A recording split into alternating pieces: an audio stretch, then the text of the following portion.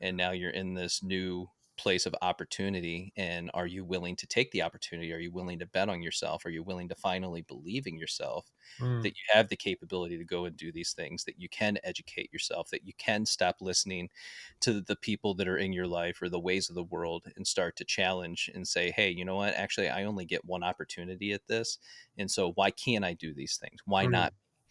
And so I Mm. started making different decisions. I knew I had to educate myself. And so I thought education and higher education was going to be the route that I needed to take to become something more. Hey friends, welcome to Rugged. Young adulting is tough, and I'm here to show you how to make it easy. You'll learn mindset strategies to harness your thoughts and emotions in ways that help you achieve your goals. I'm your host, Trey Tucker, so let's dive right in. This conversation is going to help you learn how to pivot in life, how to handle the transitions life throws at you. Jason Smith went from being a chef, then to a police officer, and now helps thousands of people with his own video content. You're going to love this guy. Here we go. So, Jason, you don't even have to watch many of your videos to know that you've got the kind of soul heart that you just want to help people, and you got wisdom, and you've just got that generous spirit. So I want to know where did that come from with you? What's the story that created that desire in you? It's one of those things that I don't want people to feel how I felt. My entire life, I didn't really quite understand. I was always an outsider. Had some friends, kind of a friend with everybody, right? So if you're a friend with everybody, you're really a friend to nobody.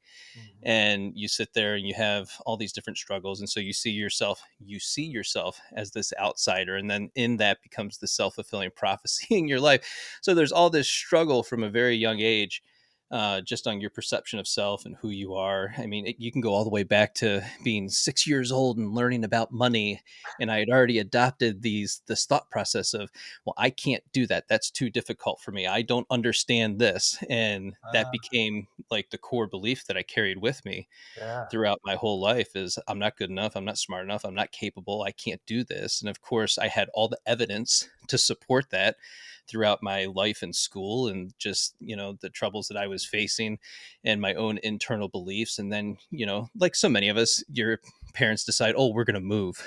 you know so you move, but it was like at a time period in my life where I was like 8 turning 9, and I had already had all of my friend group. And then, you transition to this new place and you realize that, oh, I got to start again. And so for me, I just became the ultimate introvert, and I sat in the back of the classroom and I just allowed myself to, like, don't look at me, don't talk to me. Yep. you know and so you find yourself in this really lonely place where you don't know how to connect with people. You're kind of more in this avoidant space, and you don't have the language to be able to identify that or to understand what's actually happening internally with you. And then of course there's nobody around to like ask questions of. Nobody's guiding you, helping you, mentoring you, shaping you, telling you, what you should be doing next. And so you feel very alone in that process. Well, that didn't change throughout my entire life. And it was really, as we were talking before this, 2020 was really that eye opener where you had the time and opportunity to step back, zoom out, and take this assessment of your life of, okay, well, who am I? Where am I going? What am I doing? Why am I doing this? What is the purpose and intent to all of this? How did I get here? And even now, as we're in 2025, we were talking, and the time has just seemed to start advancing so quickly. Right. And it's like, okay, well, shoot, man, with the time that I have left, what can I build? What can I create? And can I do something more sustainable than what I have in the past? Can I do it differently? Because I know where I came from. I know the experiences I had. I know the challenges that I faced. And can I use that now as this innate wisdom, that earned wisdom, right? To be able to look at those things and dissect it, and then use that to be able to help other people in that process. And I want to give you a minute to respond if you have something before I move into the next thing. I have a habit of like talking a little too much. So I love it. I love it. And I had a feeling that was going to be at least the gist of the answer, because what I'm hearing you say without saying it is you basically became the person that you might have needed back in those days. And that's so often what we do in our own growth process is realize, okay, well, here's what I didn't get. And that's all of us. Nobody can expect a perfect childhood and perfect parents that did everything right. And so we just got to identify those gaps. And you not only identified them, but you became a lot of the source of that growth and progress. And now you're passing that along to other people. I love it. Well, the biggest thing is I'm not somebody that throws, friends and family under the bus. Yep. I know that's super popular with social media to say, oh, this was my 6-year-old self and this is what okay, you can do that, or you can just simply say that whatever you don't heal within yourself, you will pass down to the younger generations, and then it becomes your choice and your decision and ultimately your responsibility to do something different with that information. So, Yes. how are you going to grow? How are you going to develop? Are you going to allow it to shape and forge you into a renewed person? Are you willing to do that? Yeah, yeah, you're right. People, and it is human nature because I'm not casting a stone here. I'm the same way in certain areas. A lot of times we take the difficult stuff and we get stuck in it, whether it's victim mode or excuse making. But the healthy way is to say, okay, yes, this happened, and now what? What's my response going to be? Yeah, your Yeah, story, it I love it. happened, and and Yes, what? What are you gonna do with that? And, again, it's really easy to get into that place of blame and then live in the blame and the fear and the frustration, the anger, the resentment, and the contempt. But, when you do it long enough and you're in that victim mindset and that just becomes a habit of who you are, you yeah, really have to, again, take that inventory and say, you know what, I've been down this road for so long that maybe it is me. Maybe I do need to do something different. yeah, yeah. Without that ownership, we're just empty. Yeah. Yeah. Oh, So for sure. will you tell me more about that transition period of your life? Because I'm fascinated by people's parts of their stories when, yeah, they have the difficult moment or they're forced to make a change and they do pivot. And I know you use that word a lot. Oh, So can you talk about yeah. that part? I've my whole life is pivots. It's so interesting. I was on a podcast yesterday and we were discussing this a little bit, the different pivots that we have in life and the challenges that we face. I was a chef for 15 years prior to this, and people are like, well, how do you go from one career path to the next career path? And it's like, well, it's kind of easy because whatever's going on in society or the challenges that you're facing. Back in 2008, the economy tanked, which means jobs were lost. And I was one of those people that lost my job, found myself in unemployment. And you're in your late 20s and you're sitting there going, shoot, well, what am I going to do? And so I found another job, but it was for $25,000 less a year. But that's what was available in the city of Chicago at the time. So of course you're going to take it because you need the health benefits. You got to pay your bills and you have rent to pay and stuff like that. And then you start again. It wakes you up, right? So you're in this transition period. You're in the middle of a pivot, and I found myself feeling called to do something different. So I started looking up different schools online, and my sister at the time was going to Illinois State University. And I was like, well, state school couldn't be any easier. I'm only going to apply to one school. And if I get in, then I get in, and that's going to be my new life. And I had it in me that I'm going to become a police officer. Right? Wow. Why would you do that? It was literally, I remember sitting in my apartment at the time and just literally feeling called that I have to do this thing. I must go here. And it was something that you feel in the center of you that is, it's hard to articulate. You just know that you have it, and you Yeah. know that you're being driven to look these things up online and to be able to figure out, well, what's my next path? What am I going to do? How am I going to get there? And you cross your fingers that this is the right thing. And fortunately for me, I remember standing at the job that I was working at, on the 27th floor of this building, looking down on the Chicago River from my office, which I had a good office. It was nice. It was very cool. But I get a phone call from my mom and my sister, and they're like, "Hey, do you have a minute?" I'm like, "Yeah, sure." And I go out into the cafeteria and I'm hanging out. Just they were filming Transformers at the time in Chicago, so Oh, nice. on the other side of the building, you could see Transformers being filmed down below. And what a core memory, right? I know, right? I'm sitting here, I can literally go back to that moment, and it's like I'm right there. But I can hear my sister in the background going, "It's the same size envelope that I got." I was like, "Well, open it and let me know." And so they opened it, and sure as shit, I got into the one school that I applied to. And these things, again, it's divine. You get a feeling, you get a sense, you get an urge, you get a nudge. I followed the nudge probably for the first time in my life, right? I, Mm. I set myself up to have all these, poor experiences from my own poor decision making, and led me down this path. And now I'm transitioning into this other thing. And so it was a quick transition. Within a month and a half, I had moved down there. And I, so I was a chef and I needed a job. So I go to one restaurant and I'm like, I'm going to work for this restaurant. I go in, I talk with the chef, we sit down, we talk for 30 minutes. He's like, "You're hired." And here's what we're going to pay you. It couldn't have been any easier. Like it's so ridiculous how all of this just like fell in line. And then for the next 2.5 years, I was going to school, and I ended up getting a small scholarship, the Peter Vitucci scholarship here. And what an amazing experience that was as well. So to be the kid that struggled in school, found things to be really difficult, didn't have a ton of friends, and just felt alone and isolated, and very fearful for the majority of my life, and not really knowing it because I was so stubborn and hard headed. Right? Yeah. It's that youthful tenacity, I guess, whatever you would call it, or stupidity. Right. Uh, but then I was given this scholarship, and it's like all this unworthiness and the feelings that you go through. Like I even told them so it was a teacher that told me, they're like, "You should apply for this." I'm like, "No, I'm old. I'm in my 30s. I'm going to school. Like, let somebody who really needs this, somebody much younger, that because they did everything the right way." And the teacher just looked at me and like, "What do you mean the right way?" I'm like, "Well, you guys even label me a non-traditional student, right?" Huh. Whoa. So if I'm a non-traditional student, then why would I be deserving of something like this? And Wow.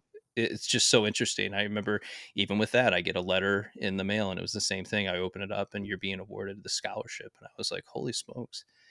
Again, just like all the divine things that kind of fall into alignment. And then, Brother, that's grace. Whew. yeah, yeah, for sure. But sorry, go ahead. No, no, I no. talked enough. No, I'm amazed because yeah, I would resonate with that of those feelings of I'm not worthy of this. I've screwed up too much, and yet we get it anyway. I mean that's truly the definition of grace. Somebody helped me understand one time the definition or the difference between grace and mercy. He said grace is getting what you don't deserve. Mercy is not getting what you do deserve.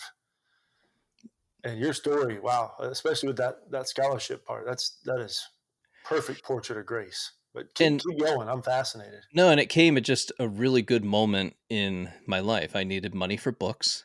It's just like as things were happening, I was provided for, right? And I Mm, can only look at this now through this lens, like this biblical lens, as I've gone through my own journey with following Christ. And so I'm looking at things now differently today than I would have even just 6 months ago. Right. mm, This is a very new journey for me. And so I'm looking at things for the first time and going back and saying, wow, that didn't happen because of me. mm, I didn't do that. This was something that I was nudged and directed and pushed. And so I did it. And then I started following the things that come to mind, that are top of mind. You should do this. You should do that. This mm, is your next step. And the mm. more that I follow that little voice inside of me that says, do this, do that, this is your next step, like things just tend to get better. And Yeah, how cool is that? man. So you were hearing from God before you even knew He was speaking. Yeah, like I said, this is so new for me, even to, be able to articulate it in that way. But yeah, I believe now that that's exactly what was happening for me. Yeah, and I'm still figuring this stuff out too. I think we're all in that process. But what I've realized in hearing people's story and looking back on my own is that we can all hear God, even if we claim He doesn't exist, or if we're just purposely not trying to follow Him or get to know Him. But He's still speaking to us and knocking on that door. So I love. Tell me more the part where you knew you had that calling to specifically go into police work. Did that just come out of left field for you? Like what the heck, or did you have some sort of background that gave you an interest? No, so it's interesting. It's no different really than a kitchen, right? You have your hierarchy, and then you've got your executive chef and your sous chef, and it's like, well, you have your police lieutenants and your sergeants, and Yeah. then all the underlings that are doing all the work in between. So that part of the structure is not unfamiliar. The only difference was, instead of being, this is a joke. Not a lot of people might find it distasteful. So trigger warning for all of you out there. But you see a lot of people in struggle within the hospitality industry. So people would get arrested, or they wouldn't show up to work, or they're drunk, or they're high, and you find yourself covering for the people that showed up in that way. And you feel like you're being held hostage by this process, and so you're getting really frustrated with the type of work that you're doing. And it wasn't all the time, but man, it always seemed to be at the wrong time, because you have all this other stuff going on in the background, and well, now I got to stop what I'm doing and then go work the line for the next 6 hours on top of my regular shift, which just extended the shift. So you get really frustrated with that the older that you get. Yep. Being in hospitality, I feel, is more of a young person's game. So instead of being held hostage by that, I decided to go in policing, and now I'm on the other side of it, where I'm not being held hostage by all of that. I'm now the reason why people aren't showing up to work because of certain things. So, uh, which was always an ongoing joke with one of the last crews that I worked with. They would always joke about that. And I'm just like, no, guys, it's not going to happen. And then sure as shit, I ended up being a cop in the general area where I was working in. And I did run across them a couple times. So, and every time they saw me, they're like, oh, Jason, no. I'm like, I told you, Tried to warn you. I warned you. That's so good. Yeah. So But thankfully, it was always for something good, believe it or not. So that, good. yeah. But still, like there was nothing in your background where you had a prior interest in police work. No, That's I so. can't say that I did. Again, so for me in the very beginning, it was I wasn't good in school. I didn't really get great grades. I struggled with everything. Even early on in school, I struggled with reading. Was always embarrassed to read out loud, and even still, it's something that I tend to struggle with. It's like I easily lose my place. Words get jumbled. Whatever. It's fine.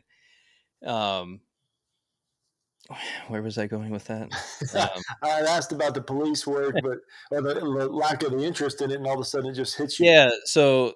Uh, Getting out of high school and then not knowing what to do with my life, I had already been cooking for a couple years at that point. So that was like the easy transition. I guess I'm just going to do this. And so I did that for 15 years. Huh. And then it wasn't until 2008, when the economy tanked, that, now all of a sudden I just felt this pull. Like you could tell that it was just a transitional phase in your life, that, your old life was falling away. And now you're in this new place of opportunity, and are you willing to take the opportunity? Are you willing to bet on yourself? Are you willing to finally believe in yourself, Mm. that you have the capability to go and do these things, that you can educate yourself, that you can stop listening to the people that are in your life or the ways of the world, and start to challenge and say, hey, you know what, actually I only get one opportunity at this, and so why can't I do these things? Why Mm. not? And so I started making different decisions. I knew I had to educate myself. And so I thought education and higher education was going to be the route that I needed to take to become something more, to not see myself as lowly, and to become who I thought I was capable of becoming. Mm. Man, was that the biggest hurdle? Were there fears of what if something happens or doesn't happen? Yeah, I mean, so I applied to 17 different agencies Wow. and tested for all of them. So that's a written test, a physical test. That's a lot of miles run, Yep. with the physical agility. And there was only one agency that, again, it seems to be by the one, right? I make a decision here, I make a decision here. And then, Yep. it was only one agency that said, you're hired.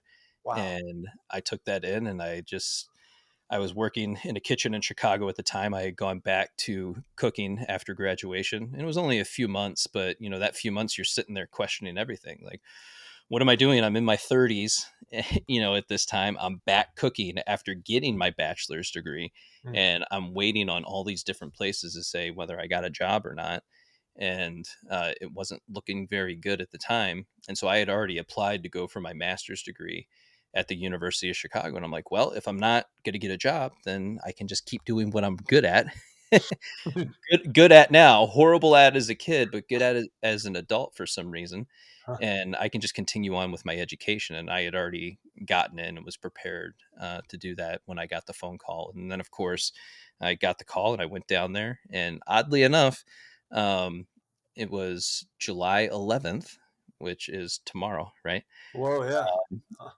July 11th of 2014 when I Wow. started the police academy.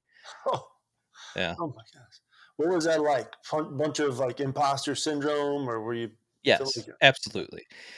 You feel like you don't belong. So, especially when you're in the academy with so many people that are much younger than you, and then there were a couple old guys in there, right? And so Mhm. the old guys kind of got along, and the younger guys were just doing younger guy things, and you're just like, I got to make it 12 weeks. I got to get through the next 3 months, and it was you're there for the entire week, and then you could leave on the weekends, Mm, but the first couple weeks you weren't able to leave, and then it mm, was like something you had to earn to be able to do that, and then mm. we transitioned from there. So what an experience that was. Especially at 35, because you find yourself sitting there going, okay, I've got this dude, he's yelling at me, he's screaming at me, telling me to move and do all these things. You can only walk in a single file line, you can only look forward, so you're seeing the back of somebody's head for 3 months, and that's all you see. You can't look over to the left or to the right. And it was militarized in that way, but it made sense because you're going through stress inoculation at that time, and for a lot of people, they hadn't been in any type of state of stress. But for me, being in hospitality, it's like everything is minutes and seconds. I don't know if you've ever seen The Bear on Hulu, No. but it's pretty accurate as far as what kitchens are, and the mantra is every second counts, Huh. right? So when you're working in a kitchen, every second truly does count, especially when you're working in those higher level spaces. Wow. That's incredible. While I was in the police academy, at the very end, you ring the bell as you leave Mm, for the very last time, and you mm. get a challenge coin. And on the challenge coin, it said, "Send me."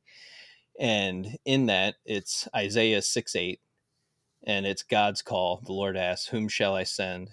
Who will go for us?" And Isaiah's response is, "Here I am, send me." Whoa. And that immediately just charged something inside of me, again from the center of me. It becomes hard to articulate, to know, like, there's this energy that happened, and so you're feeling this. You get chills down your spine, and for whatever reason, in that moment, that experience and everything that we had gone through over that 3 months together, and now we're hitting the ending of a time period, right? A phase of life that I'm never going to go back to, I'm never going to experience again. Thankfully, by the way, I lost a lot of weight in that. We didn't have a lot of food available to us during that time period. Um, and then we had to knock on the side of a door, and we weren't able to look in, and we had to announce ourselves, right? And then ask to be able to get our protein. It was so interesting. All the things you go through. But so at the end of this, you hear "Here I am, send me." And now I have that tattoo on my wrist with an arrow. Wow. Um, and it's interesting now to not be doing a job that I loved. And for those of you who are questioning, I had an injury, neck injury, shoulder injury, had shoulder surgery, and moved on after that. And that tattoo on my wrist still holds true for me, in Mm, that "Here I am, send me." mm, And a lot of my experience in why I create the content that I do has been because of what I experienced in crime scene. I had the opportunity to work several different jobs while I was with the department. So I was crime scene, SWAT team, served on a special unit. It was a POP unit, right? Problem oriented policing, where we did a lot of community stuff. And so you're out in the community, and you have the opportunity to experience things in a very different way. And then when you're doing a job like crime scene, you're not there for the best moments in people's lives. And it's usually something that is a lot of finality to it. mm, Um, and I don't want to make this a somber event that we talk about, but it is what drives the content. So the overarching theme when people leave the planet permanently, at their hand or the hands of others, is often I'm not good enough, I'm not smart enough, I'm not capable, I can't do this. Well, that's a theme that's run my entire life in the back of my own mind. Mhm.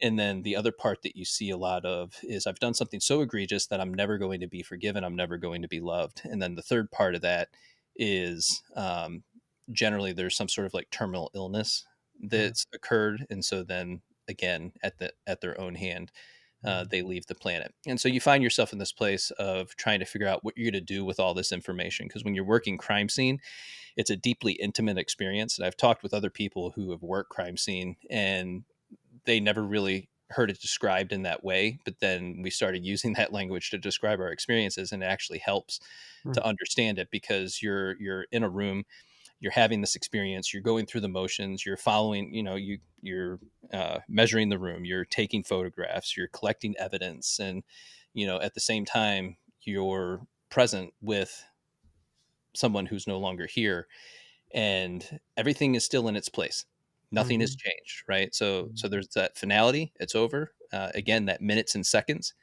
Mhm. and you show up to these things minutes later, seconds later, and you're like, it's hard for you to wrap your head around that, because you're like, but just a few seconds ago you were here, Yeah. and now you're not, and now I'm here, and nothing has changed, right? There's still food on the stove, food in the refrigerator, things that were going on previously, photos on the walls, things on the coffee table, things in disarray, or things had been cleaned and organized as if it had been planned out weeks in advance or longer, Mhm. to make things easier on everybody else. Mhm. So you have all this information, you have to do something with it.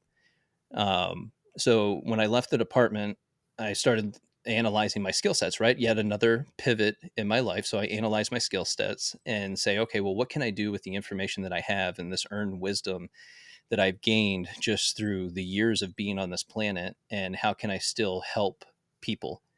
And so I started creating content on attachment styles, and it was part of my own struggle that I was experiencing at the time.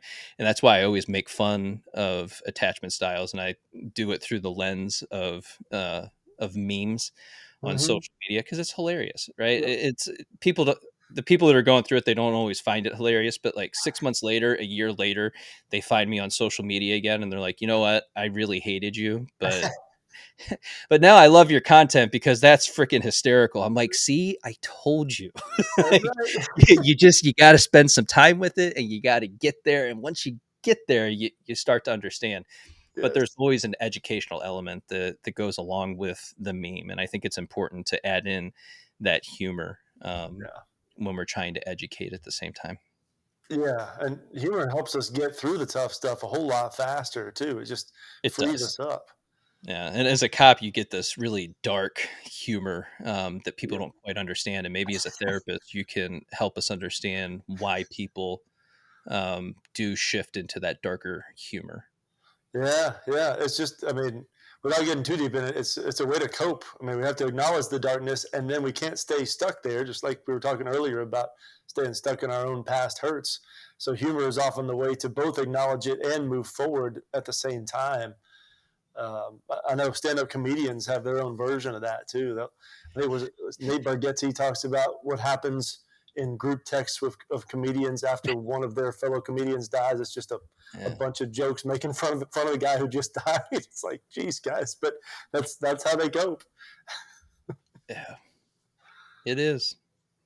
So when you're making content, are you drawing on what you think the people in the past would have needed before they reach that point of their own finality, or what is the motivation from those past experiences that gives you the ideas for what you make now? So it became more of, I can't fix this, I can't prevent this, I can't change this. I want to desperately, because this always gets me emotional. But you hear that cry of a wailing mother, Mm, and it sticks with you.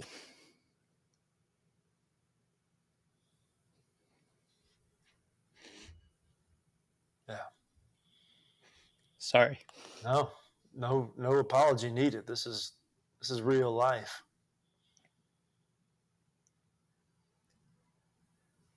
And so you want to figure out a way to be able to prevent that, Mm. and you feel powerless because there's no way that you can. Mm. It just doesn't exist. People that are dedicated to doing whatever they're going to do, they're going to do it, and you can't prevent it, you can't stop it. But through content, through humor, through creating things that are relatable, through self-expression, you don't realize how many lives that you're able to change. Mm. Yeah.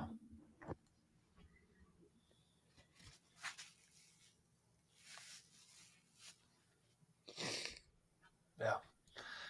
The number of messages that I get on a regular basis, and it's across all platforms, of people that tell me I saved their life. It's like, I didn't. Mm. You did. You Mm. chose to listen to the content. You chose to dive into it. You chose to listen to the podcast. You chose to take the practical and tactical advice. You chose to do all the things that you needed to do to keep you here. You did that. All I did was provide you with some information, Mm. some humor, and some things that you can do in real time in your life, and you chose to actively deploy that, and that's why you're here. I did not save you. I did nothing. Mm. You did that. Mm. Wow. I would push back on you a little bit.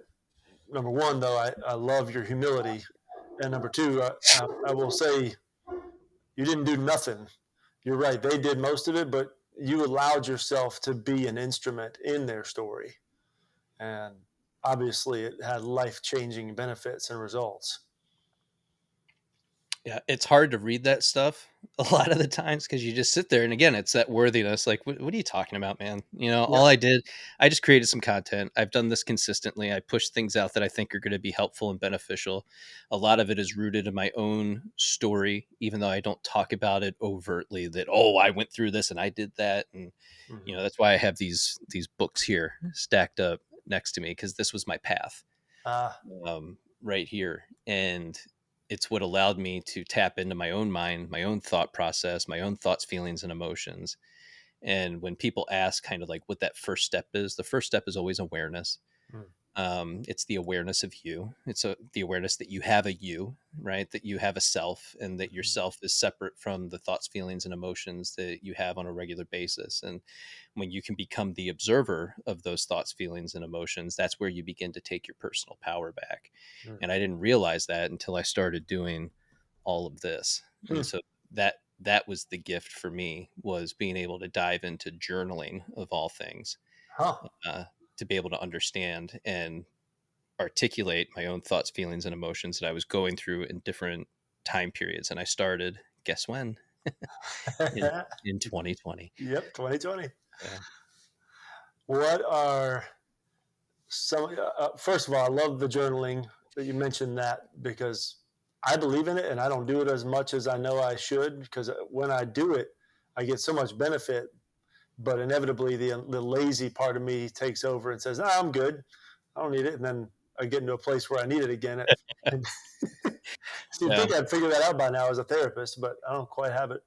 No, I think it's one of those things. It's just like, it's, you use it when you need it. I don't think it has to be a daily thing. Right. In the very beginning, like when look, people fall into it when they're hurting the most, Yeah. is usually when they find it. And so you're already in this really dysregulated place, and you don't know where you're going, what you're doing, or why you're doing it. You're fearful. You're filled with anxiety, feelings of anxiousness, Yep. and you're trying to figure out, like, why is all of this happening, like, and then you go into some self-blame. What did I do wrong? I don't Mm-hmm. deserve this. And so you're going through all these emotions. There's some grief and mourning that's happening all at the same time, and that's a great time to pull out that piece of paper and a pen and Yep. just start journaling, right? And really just compile your thoughts and get to this place of, okay, you might not know how to journal, right? Well, how do I start? What am I supposed to write? And it's like, you just write. I had a hamburger today and it didn't taste all that great, and I was really frustrated with it, and I hate my mom and my dad. I'm really frustrated, and it just, like, it turns into all of this stuff, and you're like, oh wow. And then if you do it for a long period of time, you're just like, you see the habit of you, and you start to see the patterns, and you can dissect them and really get precise with how you want to start living your life just a little bit differently by doing Ah, that. Man, you said that so well. And that word patterns, that for me is one of the biggest benefits of journaling, is because until I get it on a piece of paper, it's just a tornado of thoughts in my head that I can't Yeah. make any sense or pattern of. But then when I can see it, I can start to recognize, oh, okay, well, here's where this connects, or here's why this happened. So, yeah, massive benefits. Plus, I love that you're saying it because, like, you're a man's man. You just, so it gets rid of this myth that, like, oh, it's only for girls, because you have this image of like the diary with flowers all over it. But no, if this dude's doing it, then none of us other dudes have an excuse to not do it. Yeah, Marcus Aurelius did it. So Yeah, might be a good thing for everybody to start. I don't know. yeah. What are some of the books that have really changed you over the years? So what I started with and what I first ran into was Ryan Holiday. Mm, And I don't even remember how I fell into it, but I found the Daily Stoic. mm, And of course, if you've never looked at the Daily Stoic, it's 366 meditations on wisdom, perseverance, and the art of living. You open it up, and inside you've got what the Stoic philosopher said, and then underneath of that is Ryan Holiday's musing on something that's more recent. Right? He compares it to present day events. And mm, then with that is a second book, which is the journal portion of this, and it has prompts, daily prompts in there. mm, And so you can get a quick peek at what that looks like. But the prompt for November 15th is, will I embrace the flow of change today? And then, of course, there's a morning and evening reflection. So mm, you're getting up every day, you're reading this, you do your morning reflection, you go to work, you live out your day, you come back in the evening, you do your evening reflection. And I started using it to compare what's going on in my life to what's being stated in the book. And that allowed me to gain some sort of like structure to my own thought process mm. that I didn't have before, because every therapist I've talked to and the ones that I've had on the podcast, they're like, oh no, you have ADHD. And I'm like, maybe, sure. Right. I hear you, what you're saying. I don't know how that helps me because I've been this way for 47 years. Right. So I don't know, like, because you end up with putting your own systems in place, right? You figure yourself out physically, mentally, emotionally, and spiritually. So you start doing different things to maneuver your life. And for me, a big part of, I guess, handling or navigating my ADHD is structure. It's calendars. It's writing things down. It's a Mm. lot of snapshots on my phone, unfortunately, that I'm never going to look at. Um, People that I want to interview this person, Right. screenshot, never Nope. look at it again. Right. So that doesn't happen. But then you fall into self and co-regulation. So I started doing breath work and meditation. Not consistent with that at all, but I do love Wim Hof for breath work. He's got an 11-minute video, and that's the one I generally go to. But then I also ruck 5 to 8 miles a day. Is that normal? No, it's not. And I don't suggest that people do that, but I also don't want to be on medication. So that Mm. 5 to 8 miles is my way of regulating myself to get through the rest of the day. Mm. All right. Back to this theme of you didn't stay stuck with some label or some experience. You actually did something about it. With the ADHD, what could have been a label, you could have just taken that diagnosis, and said, "Oh well, this is just the way I am, so I'm stuck." No, you made a process and protocols around it. I love And it. the thing is, that's what a lot of us do. It's so we live in a world now where everything is a label, Mm-hmm. and these labels are brand new, right? But we Mm-hmm. also we also say this, that, oh well, our parents didn't have the information, and shame on them, because this stuff did exist and they could have. That's fine, right? But we've transitioned into the space now where all we do is live online and have an online experience. And so we take on all of these labels. And Mm-hmm. you really have to ask yourself at the end of the day, and why I say this so many times in my videos, is this helpful or is this unhelpful? Yep. Is it useful or is this not useful? Because if it's taking you down a path that is unuseful, then you're going to stay in a place that you don't want to be in. You're going to suffer for the rest of your life. Yeah. Yeah. This idea of, yeah, the previous generation didn't figure this out, so shame on them. Like, Hmm. okay, yeah, I mean, maybe that's true, and if it is, so what? Is it helpful to dwell on it, or is it not helpful? Like, what's going to help us move forward? Because a lot of times when we blame somebody, it gives us an illusion of control, and when we feel afraid or hurt, we grab at control, And that low hanging fruit is blame. It's like, okay, I blame somebody, so therefore I took action. Well, no, you didn't. You just put the action onto somebody else instead of what you could have taken action yourself. But because if we take the action, then we get true confidence, and it brings the peace. I agree. The other statement that I make often is, in your growth, can you love them anyway? Mm, And this actually goes back to our previous podcast together, where those men got together for the past 39 years. yep. And what they did is they held each other accountable throughout their lifetime together. So instead of casting out or pushing out the people in their life, right, they decided that, no, you're my brother. I am here for you. I am here with you. We are doing life together, Mm. and we are going to hold each other accountable in the places where maybe you lack some integrity or you don't have enough insight to make the decision that you need to make. And we're going to help you walk through and work through those situations. And that's what we should be doing for one another. But at some point, we lost our empathy and have shifted into this place of, no, we have to cast people out, we have to push them away, we have to avoid them. I can't interact with you, you're so different from me, you need to get the hell out of here, Yep. that I'm never going to talk to you again. And it comes back to, and you'll realize this as you age and you get older, it just comes down to, when you do your own work physically, mentally, emotionally, and spiritually, and you become more capable, competent, and confident with who you are as a person, you begin to see people differently. You tap into real empathy instead of this covert narcissistic empathy that's out there today. You tap into actual empathy, and you allow people to be who they are as individuals without trying to fix or change them. And then you ask yourself, can I love them as they are? Can I show up for them? Can I lift them up when they need it? And you have to ask yourself, are you capable of doing that? And if you're not, then leave them alone. But if you are, it's going to be challenging. It's going to be difficult. And that is life when we do life together. Mm. Man, preach, brother. I'm ready to run through a wall.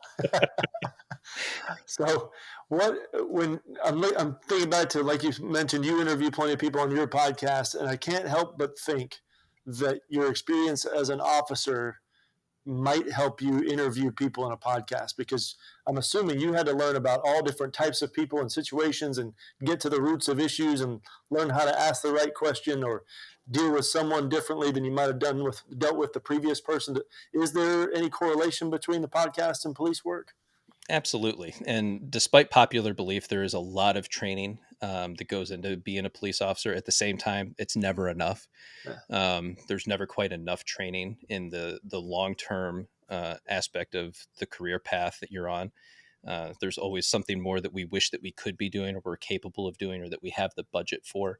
Mm-hmm. But at the core, we get crisis and intervention training, which is super helpful to, I think, a lot of people, because we're not social workers, right? We didn't go to college to become a social worker or a therapist, but yet you're still held accountable to be able to operate in that way in real time for people that are going through some of the biggest challenges in their life. So yeah, Mm-hmm. you learn to be able to communicate with people, and not everybody does this, right? But the people that are interested in the craft itself, and they know that they don't want to fight, Mm-hmm. or you're like me, you're 5'6", right? And right now I'm 190 pounds, but at the time I was 172. So do I want to fight with people? No, I'm going to use my words and be able to calm the situation down and use a little bit of verbal judo Mm. uh, to get people in a space where they can actually have the conversation that we need to have in the moment. Yeah. Yeah, I've talked to other officers about that same topic. And you guys really are therapists out there on the streets, because you've got to find not just the right words for the situation, but the right tone, the right body language. I mean, you're having to figure out how to manage a situation that could easily blow up. So Yeah. yeah, I think you guys are therapists without the degree. So I'm sure you're But taking those you have skills. to identify it so quickly too, Mm, because and then you have to pay attention to body language and micro expressions and tonality in the person's voice. You're looking for where their hips are going, like yeah. what's happening right now, because there's so many different things that could happen in that moment. And then you got 3, 4, 5, 10 other people in other directions that you're paying attention to at the same time while trying to de-escalate a situation that never should have escalated to where it was to begin with. Yeah. Well, and I bet that's probably where your ADHD that you didn't even know you had back then, that's probably came in handy, because you could identify all these moving parts at Oh, once. the spidey senses is, yeah, Yeah. that's absolutely real, 100%. Man, I'm grateful for you, grateful to be doing life with you, and I'm so glad to remain connected to you. Thank you for what you do for so many people. Thanks, man. Appreciate you having me on. Hey, thanks so much for being here today. Before you go, would you hit that subscribe button so that future episodes come right to you? Thanks so much, and I'll see you next time.